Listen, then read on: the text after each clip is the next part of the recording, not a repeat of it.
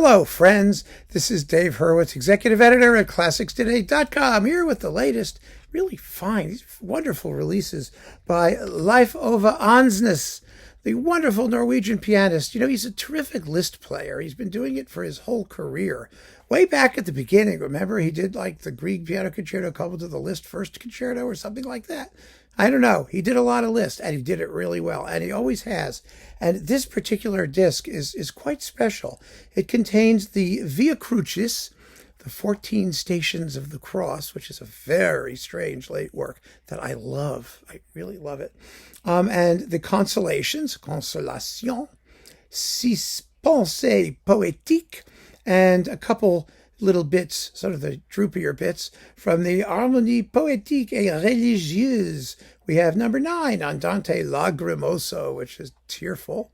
And number 8, the Miserere after Palestrina. Gorgeous setting, beautiful, beautiful setting. But the really cool thing is the Via Crucis, which is, well, it exists in like a bazillion different versions, them too, versions. There's one for piano solo, and there's like an organ solo, and then there's the original for organ and voices and the version for piano and voices, but this is the one for piano and voices, which is how we mostly hear it, actually, these days. And it's almost impossible to describe. It has 15 tracks, and it goes through the Stations of the Cross, and it begins with, let's see, it's scored for, I mean, the actual forces required. Let's see what who we have here. It's a bunch of people participating. Let's see. Up there we go. Let's see. How do they describe it here? Well, yes, you've got a tenor, a bass baritone. The tenor is Jesus. The bass baritone is Pontius Pilate. 2 sopranos, a mezzo soprano, a small choir. In this case, the Norwegian Soloists choir under Grete Pedersen. They sound wonderful. They sound absolutely beautiful. And then Andsnes plays the piano. Now, at each Station of the Cross, something happens. I mean, those of you who are Catholic and do this thing regularly sort of get the story. But, you know, at one point Jesus falls, or he's scourged, and then he gets crucified, he runs into his mother, and, you know. So you've got all these opportunities for poetic imagery on the path to finally the actual crucifixion. And what Liszt has done is taken Latin texts and some Gregorian chant. It begins with Vexilla Regis, which is the same chant that Holst uses in the hymn to Jesus, Vexilla Regis pro Deum, da da da mysterium, You all know how it goes, right? I mean, we can all just sing it together, why don't we? But it starts with that, and then at each Station of the Cross, there's some sort of either vocal or piano illustration. Sometimes it's just piano, sometimes it's vocal with piano and interludes. It's an amazing work.